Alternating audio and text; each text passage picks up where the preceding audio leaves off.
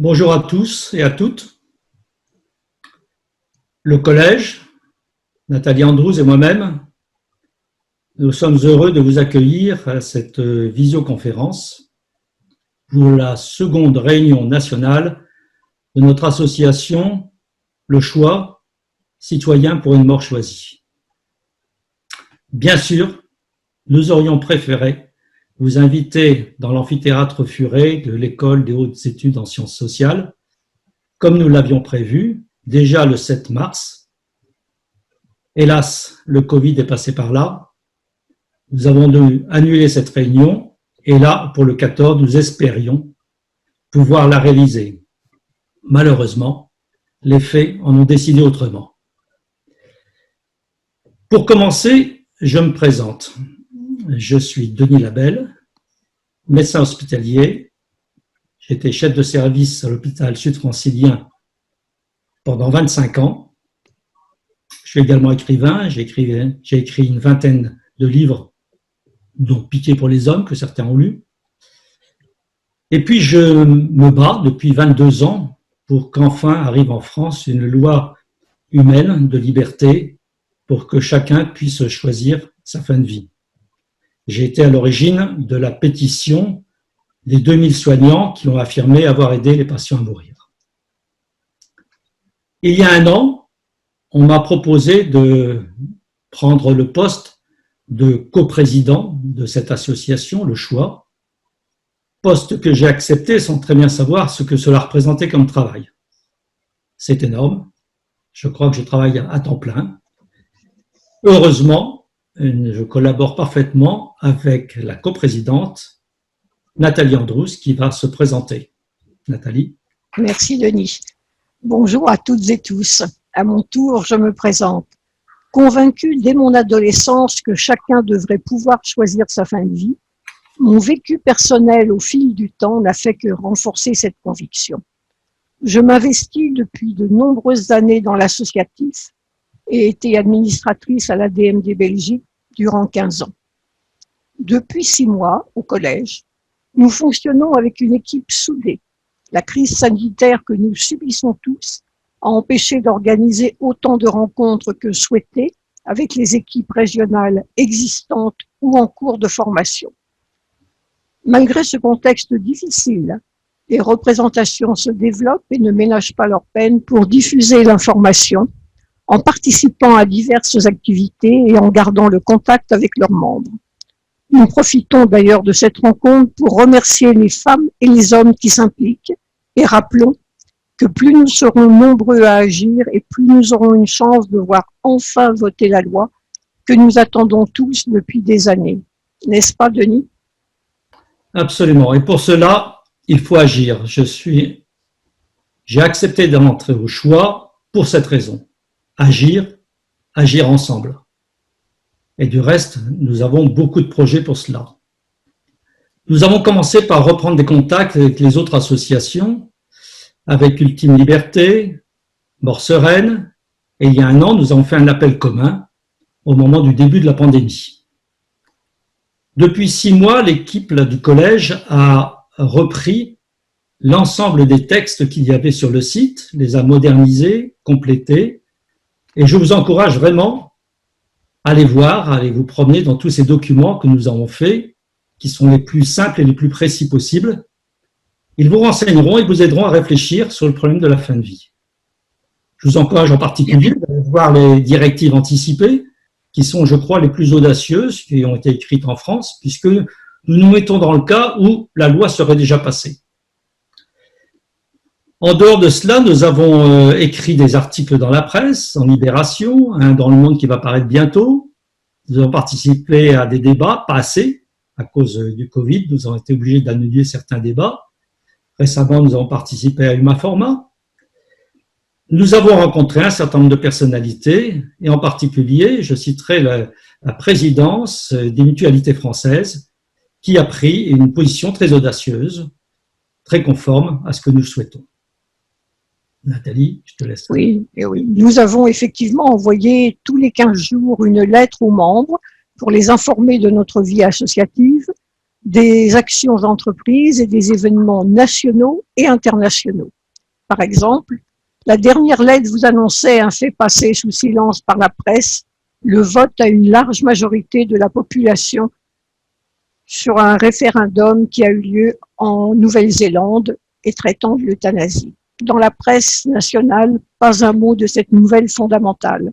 Par ailleurs, toujours dans le domaine de nos actions, nous avons soutenu le combat de M. Alain Koch et avons enregistré des témoignages dont certains sont déjà disponibles sur notre site, texte ou vidéo, sur Facebook et sur notre chaîne YouTube. Entre autres témoignages, celui d'une femme formidable que j'ai eu la chance de connaître, Elisabeth Abelin-Norel, qui est morte sereinement en Suisse et avait, comme d'autres, écrit à l'Élysée pour s'étonner que le pays des droits de l'homme n'ait toujours pas une loi sur la fin de vie digne de ce nom. La réponse tardive de l'Élysée à cette dame a été l'envoi de 2 assistants sociaux, proposant leur aide et demandant si elle ne souffrait pas de solitude. Nous nous sommes nous-mêmes adressés au président de la République. La réponse reçue de la présidence a été fuyante, comme vous pouvez l'imaginer. Au moins, maintenant le choix est connu à l'Élysée. À titre personnel, j'attends toujours une réponse de mon courrier du début août à M. Macron. Venons-en maintenant à notre réunion nationale. Normalement, initialement, c'était prévu en 2 parties. Une réunion extraordinaire pour évoquer nos nouveaux statuts, beaucoup plus démocratiques que ce qu'il y avait avant. Nous voulions également qu'il y ait un débat avec les adhérents et un vote. Il devait y avoir une 2e partie dans cette réunion où nous devions avoir un débat sur l'ensemble des actions à mener et également une élection des membres au conseil d'administration selon les nouveaux statuts. Malheureusement, la situation est un peu différente, néanmoins ce programme reste réel, c'est-à-dire que nous allons l'étaler dans le temps, faire dans un premier temps, nous avons fait ce vote pour les statuts et nous ferons dans un 2e temps le vote pour le conseil d'administration. Ce qui reste aujourd'hui et de façon importante, c'est que nos conférenciers sont toujours là. Voilà, la réalité a été tout autre que ce que nous avions prévu. Nous nous retrouvons loin de vous, derrière un écran. Dans ces conditions, il n'est pas facile d'avoir un échange en direct, des discussions amicales de personne à personne, éventuellement une pause café. On voit toutes les limites du système de visioconférence dont on nous vante les bienfaits, mais qui nous permet quand même aujourd'hui de vous parler. Néanmoins, vous pourrez nous poser des questions ainsi qu'à nos conférenciers. En ce qui concerne le vote sur les statuts, comme vient de le dire Denis Labelle, nous nous sommes adaptés à la situation et avons été contraints d'organiser un vote par correspondance pour les statuts et également pour lancer un appel à candidature. Il en sera de même pour un second vote par candidature dans les semaines à venir pour élire le nouveau conseil d'administration. En ce qui concerne les statuts, vous avez reçu et vous avez voté. Nous avons envoyé 920 enveloppes pour proposer aux gens de voter. Les enveloppes contenaient un texte que vous avez pu lire en détail. Et nous avons reçu 493 réponses, ce qui fait un pourcentage de plus de 50%, ce qui est vraiment très honorable, plus qu'honorable. Le dépouillement a eu lieu chez une adhérente militante, Nicole Nicolae, qui a eu la gentillesse de nous accueillir pour le dépouillement. Elle avait tout classé, elle a fait un très beau travail. Et ce dépouillement s'est fait donc par 4 personnes en présence de 4 autres qui suivaient le dépouillement sur Skype. Nous avons voulu absolument la transparence absolue afin que ces résultats représentent vraiment la volonté de nos adhérents. Ces nouveaux statuts ont des points forts. Mandat de 2 ans, des candidatures individuelles, pas de liste préétablie, un conseil d'administration ouvert, pas de bureau, mais une équipe de 11 membres travaillant ensemble avec une juste répartition des tâches.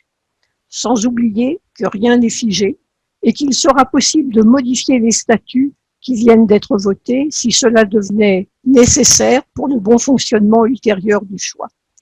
Notre trésorier, Christian Gachet, nous a transmis l'état de nos finances. Nous vous rappelons que nous travaillons dans une parfaite transparence avec une commission où 2 adhérents sont chargés de suivre les comptes en permanence qui seront eux-mêmes vérifiés par un contrôleur aux comptes. Nous ne sommes pas très fortunés. Nous sommes une jeune association. La réserve financière actuelle est de 20 000 €, ce qui fait environ 20 € par adhérent. Si l'on additionne l'argent des cotisations et des dons, cela nous permet pour l'instant de répondre aux besoins de l'association. Mais l'argent file vite. À titre d'exemple, le vote récent des statuts a coûté 2 500 € et le second vote en prévision de l'élection des membres du conseil d'administration, qui se fera donc prochainement, coûtera également 2 500 €. Pour nous, il est urgent de renforcer l'autonomie financière des régions. Des sous-comptes régionaux sont ou vont être ouverts, en particulier parce que nous avons beaucoup de projets pour l'avenir, n'est-ce pas, Denis? Absolument. D'abord, je vous donne les résultats des statuts. Tout à fait. Sur 493 votants, il y a eu 468 oui, 5 non, 10 abstentions et 10 bulletins nuls. Donc, nous allons passer à l'étape suivante, qui sera d'élire le conseil d'administration et surtout d'engager des actions. Pour nous, c'est un projet essentiel. L'objectif de l'association n'est pas seulement de faire des adhérents, mais surtout de faire quelque chose, de faire bouger la loi. Nous avons beaucoup de projets. Je vous en cite très rapidement quelques-uns. Nous pensons mettre en place, et je ne vous en dis pas plus, vous allez en savoir très rapidement dans la lettre que vous recevrez prochainement, mettre en place une pétition nouvelle, avec un texte nouveau. Nous pensons ensuite faire des enregistrements, des témoignages, car ça nous semble très important que ceux qui ont vécu des histoires douloureuses, pénibles, et on entend de plus en plus ces histoires-là, à quelque niveau que ce soit, puissent s'exprimer, et nous mettrons ces témoignages sur le site. Enfin, nous souhaitons engager une action juridique, peut-être, que nous sommes à l'étude pour l'instant. Nous aimerions saisir le Conseil constitutionnel, comme cela s'est fait en Allemagne, comme cela s'est fait en Italie, pour qu'il se prononce sur ce que c'est que la liberté de choisir sa fin de vie. Nathalie, je te laisse la parole. Oui. Notre combat commun gagne du terrain à l'étranger, Allemagne, Italie, Nouvelle-Zélande. C'est encourageant et cela confirme que nous ne sommes pas qu'une minorité dans le monde à nous inquiéter de bien mourir. Des associations se battent depuis des décennies au Royaume-Uni, en Écosse, pour que le suicide assisté y devienne légal. Nos amis canadiens, depuis plusieurs années, ont une loi qui va prochainement être améliorée. L'Italie bouge également. La Colombie a légiféré sur l'euthanasie en 2015. Le Portugal, à son tour, semble se diriger vers un vote. En 2014, nos voisins belges ont voté une extension de leur loi aux mineurs. En février de cette année, en Allemagne, la Cour constitutionnelle a invalidé non seulement l'interdiction au suicide, mais a contraint purement et simplement le Parlement allemand à donner à chaque personne les moyens de se suicider, que celle-ci souffre ou non d'une maladie incurable. Reste à voir ce qu'il en sera en pratique. En Australie, l'État de Victoria a aussi légiféré il y a quelque temps sur le suicide assisté. Et l'État de Tasmanie vient juste de présenter un projet de loi. En février, les députés espagnols ont donné le feu vert pour lancer un examen de la proposition de loi reconnaissant le droit à l'euthanasie. Et nous, Français, où en sommes-nous à ce jour? Pour lancer tous ces projets et pour agir, nous avons besoin de volontaires, nous avons besoin de vous. Ne l'oublions pas, une association ne peut se développer et perdurer que grâce à la motivation de ses membres. Maintenant, nous disposons, Dr Labelle et moi-même, de 15 à 20 minutes pour répondre à vos questions, avant de passer la parole à nos 2 conférenciers, le professeur François Damas, qui partagera avec nous sa réflexion sur la fin de vie, recherche d'une dernière alliance, puis répondra à vos questions depuis la Belgique, suivi du docteur Erika Breisig, présidente de l'association Life Circle Eternal Spirit, qui abordera le sujet du désir de mourir et dépression, avant de répondre également aux réponses reçues. Merci de votre attention. Alors, nous avons effectivement plusieurs questions. La première concerne le rôle de l'association vis-à-vis des usagers. Est-ce que nous souhaitons, est-ce que nous avons le projet de représenter les usagers auprès des structures médicales hospitalières? Et en particulier, est-ce que nous serions prêtes à être adhérentes en tant qu'association de France Asso Santé? Bien, il n'y a pas de raison pour que le choix refuse d'être présent au niveau des conseils des usagers, mais tous les conseils d'administration des établissements concernés n'acceptent pas forcément les associations qui traitent de ce sujet de la fin de vie. En ce qui concerne le fait d'adhérer à cette association France Asso, pour nous, il n'y a aucun problème. Mais nous avons eu 6 mois très chargés et nous n'avons évidemment pas pu tout faire en si peu de temps. Mais nous allons noter et y penser. Alors, une autre question concerne la position de l'association par rapport aux malades atteints d'un état végétatif chronique. Est-ce que nous les considérons comme étant en fin de vie?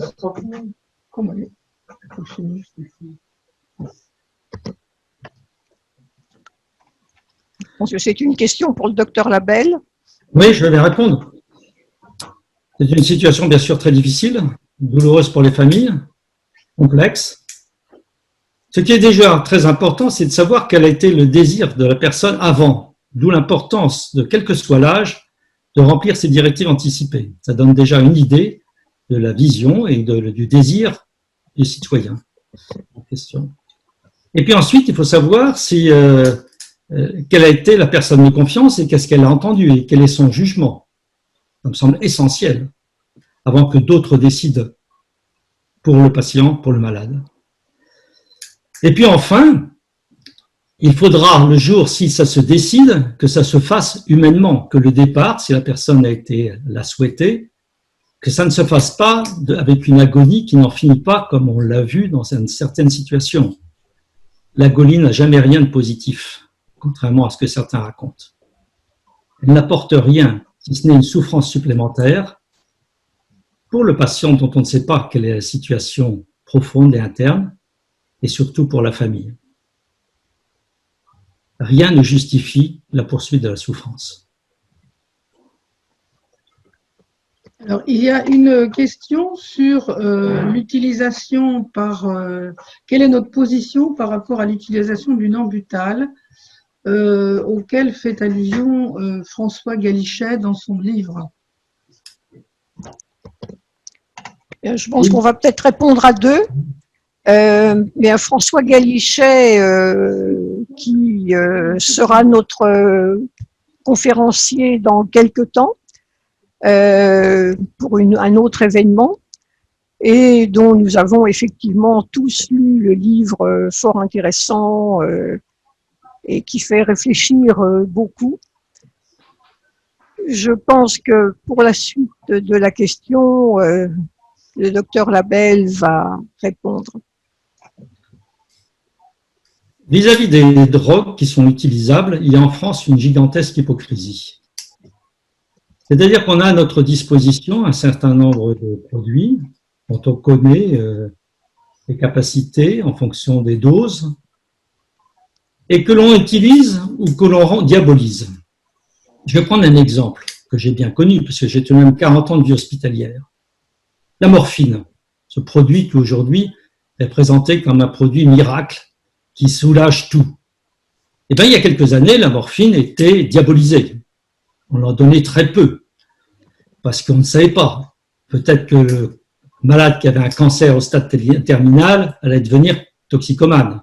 On arrivait à des raisonnements complètement stupides et aberrants. On a la même chose avec l'hypnovel. L'hypnovel qui a été pendant des années un produit purement anesthésique, et puis ensuite qui est sorti des blocs opératoires, qui a été utilisé en endoscopie, etc., et qui est maintenant prôné par les soins palliatifs. Et puis il y en a d'autres qui sont des produits anesthésiques encore plus efficaces. Le problème est de savoir quel est l'objectif que l'on veut. Est-ce que l'on veut que les choses traînent? Est-ce que l'on veut, quel est le désir du patient? Est-ce qu'il souhaite partir rapidement ou est-ce qu'il souhaite que les choses se fassent lentement, telles que la loi aujourd'hui, l'ONETI, l'impose? Voilà, tout est là. Donc pour moi, il n'y a pas de bon ou de mauvais produit. Il y a quel est l'objectif que l'on veut, qu'est-ce que veut le patient pour partir. Et à ce moment-là, les produits que nous avons sont tout à fait adaptés. Il suffit de choisir lesquels. Dans certains pays, mais peut-être François Damas nous en dira plus, les produits sont tout à fait précisés, très clairs. Il n'y a pas de doute. Il y a des recherches dans certains pays pour savoir quels sont les meilleurs produits. Mais nous, on tergiverse en France. Il y a maintenant une question concernant nos directives anticipées. Est-ce que vous pourriez nous les présenter, leurs caractéristiques par rapport à d'autres directives proposées par d'autres associations? Je vais bien répondre. Le problème des directives anticipées, qui est une très bonne idée, que les gens réfléchissent à temps à leurs désirs et qu'ils n'attendent pas le dernier moment pour l'exprimer. Ces directives ont évolué en France.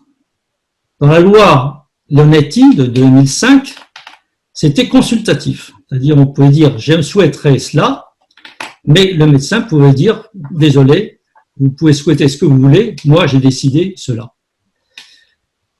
Elles sont plus contraignantes depuis la loi de 2016, Claes-Leonetti. Une fois qu'elles ont été écrites, on est obligé d'en tenir compte. Sauf que ça doit rester dans le cadre de la loi actuelle. C'est-à-dire accepter les principes de déshydratation, d'agonie qui se prolonge, etc., etc. Les directives que nous avons rédigées ensemble font comme si, fin de compte, la loi était déjà passée. C'est-à-dire, nous estimons qu'on a la liberté d'exprimer ce que nous souhaitons, même si les juristes, la loi, les politiques ne veulent pas en tenir compte. Nous avons le droit de dire « je souhaiterais partir dans telles conditions ». Et c'est ça qui a inspiré nos directives anticipées. Alors, il y a une autre question concernant la sensibilisation des jeunes à ce problème. Pensons-nous à des interventions en milieu scolaire ou d'autres formes d'action? Je peux répondre? Oui. Oui, déjà, il faut réaliser que ce ne sont pas seulement les personnes gravement malades ou en fin de vie qui vont mourir. Malheureusement, des jeunes peuvent avoir un accident de scooter ou autre, ou une leucémie peut se déclarer, et ces jeunes, comme d'autres, peuvent se retrouver dans une situation où la question se pose de dire « vais-je mourir et comment vais-je mourir ?» Donc je crois on peut y réfléchir à tout âge. Aller dans les écoles, les lycées, les facultés, les universités, etc., me semble une très bonne chose. Informer n'a jamais fait de mal à personne. Les gens qui ne voudront pas nous entendre ne nous entendront pas, ou tout du moins ne retiendront pas ce que nous avons dit. Mais parfois, on sème une petite graine qui un jour ou l'autre va éclore et sera utile à la personne. Donc oui, je suis tout à fait pour que le choix lance des actions dans les établissements scolaires, comme je trouve qu'il serait bien aussi que le choix, de temps à autre, soit invité dans les EHPAD ou autres maisons de retraite pour informer les gens, informer le personnel soignant également sur ce qui existe et sur ce qui pourrait exister si une loi était votée. Alors, il y a maintenant une question d'intérêt pour le recours auprès du Conseil constitutionnel. Je voudrais en savoir un peu plus. Alors là, c'est une question pour Denis. Ça serait une question pour un juriste. Nous sommes seulement en train d'étudier la situation. Ce n'est pas simple, puisqu'il faut théoriquement saisir le Conseil constitutionnel à propos d'un cas particulier. Et que c'est à partir de là qu'il peut y avoir un avis du Conseil constitutionnel. Mais ça se prépare, c'est évident que ça se prépare. Pour Madame Ablin, on aurait peut-être pu intervenir à ce moment-là. Pour Monsieur Coq aussi, pareil. Enfin bref, il peut y avoir des circonstances où il faut saisir le Conseil constitutionnel. Je crois que c'est ce qui s'est passé en Allemagne et ce qui s'est passé en Italie. Et à ce moment-là, il est obligé de répondre. Alors, la question de la sensibilisation des jeunes intéresse, puisque j'ai une autre question auprès d'un professeur qui souhaiterait travailler sur ce sujet de l'euthanasie et rédiger un texte de vulgarisation sur un questionnement éthique qui nous parlerait de liberté. Bien, ça me semble une excellente idée de la part de ce professeur. Je lui suggère qu'il nous contacte par courriel à l'adresse du choix et que l'on en discute et qu'il puisse effectivement réaliser ce travail. Alors, il y a également une question concernant le nombre d'adhérents. Effectivement, nous avons cité 1000 adhérents. Il y a peut-être à réexpliquer la différence entre adhérents et membres de l'association. Denis, tu veux? Oui, tout à fait levé la main tout à l'heure pour rajouter quelque chose concernant la question précédente. Je pense que nous sommes dans une société où la mort est taboue. Les enfants en parlent jusqu'à l'âge de 5 ans. Après, ils n'en parlent plus. Les adolescents n'en parlent pas. Les étudiants, pas du tout. Vous faites médecine, on n'en parle pas. Et même au cours de l'expérience de la vie médicale, on exerce en permanence un travail, un métier qui est confronté à la souffrance, qui est confronté à la mort. Et entre médecins, ce n'est pas un sujet. C'est tout de même stupéfiant de voir que ce phénomène qui est le plus général de l'univers est le plus tabou. Donc, à chaque fois que l'on peut parler de ce sujet, quel que soit l'âge, il faut en parler. Moi, je suis toujours stupéfait quand je vais dans des lycées, ça m'est arrivé, pour parler d'autres sujets, par exemple, j'ai fait un livre sur les maisons de retraite, de la maturité de ces jeunes sur des sujets que l'on croit ne pas être de leur monde. Eh bien si on pousse un petit peu la réflexion, on s'aperçoit qu'ils sont tout à fait ouverts à la discussion et tout à fait prêts à entendre un message. Malheureusement, on ne leur en parle pas. Voilà. Et ça peut être à la fois chez les plus jeunes et à la fois chez les plus vieux dans les EHPAD. Je pense qu'il faut absolument s'engager dans un processus de dialogue, d'enseignement, de réflexion et de partage. Annie, concernant la question… excuse-moi, oui, j'ai pas répondu. Concernant la confusion ou non, la non-différenciation entre membres et adhérents, je pense qu'il faudrait repréciser la différence que nous faisons. Nathalie, tu peux… Bon, les membres, ce sont des personnes qui soutiennent l'action, qui s'informent auprès de l'association et qui représentent plus de 8000 personnes. Les membres, ce sont les personnes qui ont choisi de payer une cotisation. Les adhérents. Voilà, et ce sont les adhérents. Voilà. Et là, nous arrivons à peu près à 1000 adhérents ces jours-ci. Alors, il y a aussi plusieurs questions concernant nos relations avec l'ADMD. Denis? Alors, je crois que beaucoup de gens qui adhèrent au choix ou qui ont adhéré au choix ont connu l'ADMD. Moi-même, j'ai adhéré à l'ADMD. Alors, pourquoi, en fin de compte, quitter l'ADMD et aller créer une autre association, participer à notre association? Je dois dire que mon expérience à l'ADMD, comme beaucoup de ceux qui sont au choix ou qui sont aussi à Ultime Liberté, est liée à deux éléments importants, qui sont à la fois internes et externes. Interne, je dirais que l'organisation de l'ADMD ne correspond pas à mon idéal de fonctionnement démocratique. Je ne crois pas à l'efficacité absolue du chef et de la hiérarchie pyramidale. Je crois beaucoup au travail collectif, au plaisir du travail collectif. Moi, c'est ça qui m'intéresse, c'est de travailler dans une équipe où on se partage les tâches et on avance ensemble. Ça, c'est le premier point, le point interne. Le deuxième point, qui est le point externe, qui est celui des actions. Et là, j'ai été personnellement très déçu, puisque nous avions lancé une action extrêmement importante à la DMD, avec Claire Féqueté et Claudine Lassène, action qui n'a pas été du tout soutenue par la direction de la DMD. Et on nous a fait comprendre que ça m'intéressait. Voilà. Et moi, j'estime qu'une association, c'est fait pour un objectif. Et au jour où l'objectif est atteint, eh ben, l'association peut disparaître. Moi, je ne vais pas vivre éternellement si la loi passe. Ce qui m'intéresse, c'est que la loi passe. Et donc, il faut agir. Il faut agir, il faut se bouger, il faut, et surtout quand on a les moyens, on devrait faire beaucoup de choses. Donc voilà, nous sommes des petits, association Le Choix, avec l'intention de devenir des grands, parce que nous avons l'intention d'agir. Bien. Alors justement, au niveau de l'action, on me pose une question concernant nos actions, notre démarche en direction du corps médical, pour que ce corps médical modifie sa position vis-à-vis de la fin de vie.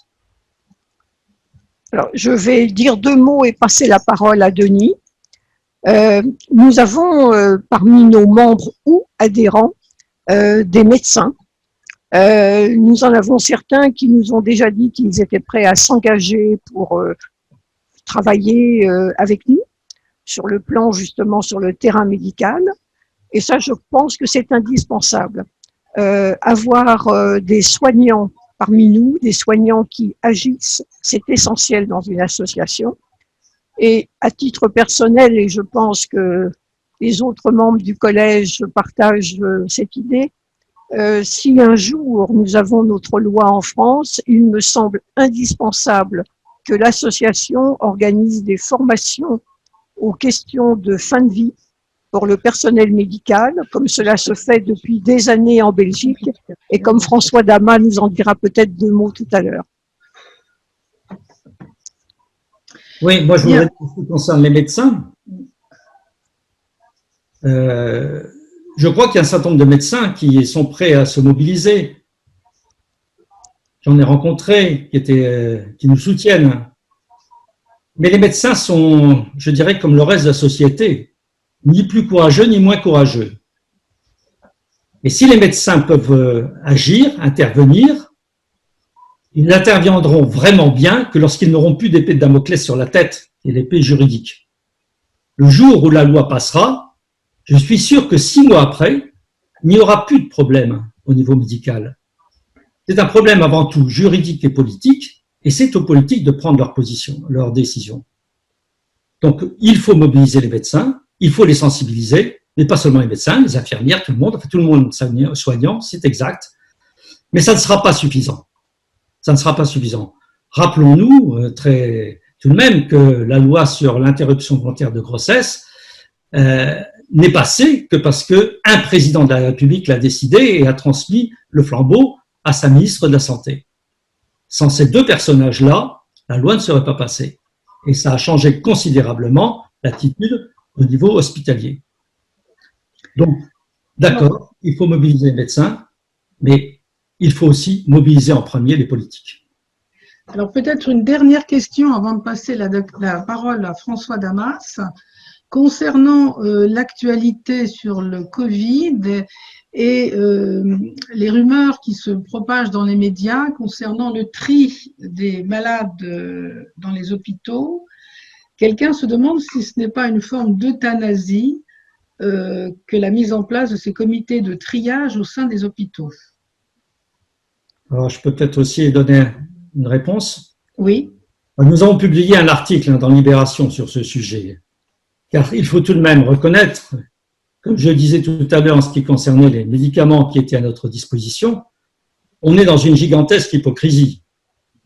On reconnaît que la situation sanitaire est complexe, on reconnaît qu'un certain nombre de patients âgés ne peuvent pas ou être difficilement pris en charge en réanimation lorsqu'on est au sommet du pic de la pandémie.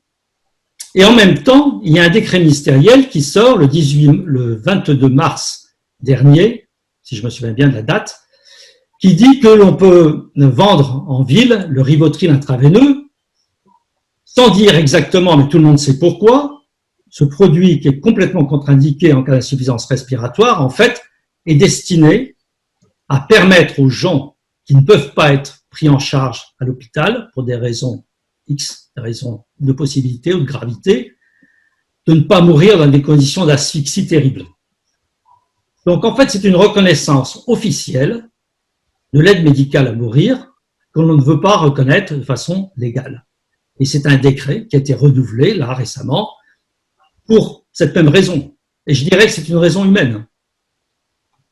Voilà ce qu'on peut dire sur le Covid. En fait, le Covid nous révèle les limites de la législation actuelle. Alors, il y a une dernière question peut-être intéressante, c'est comment le choix peut-il se mobiliser avec d'autres associations et des personnalités pour essayer de faire bouger les lignes au niveau de la loi sur la fin de vie?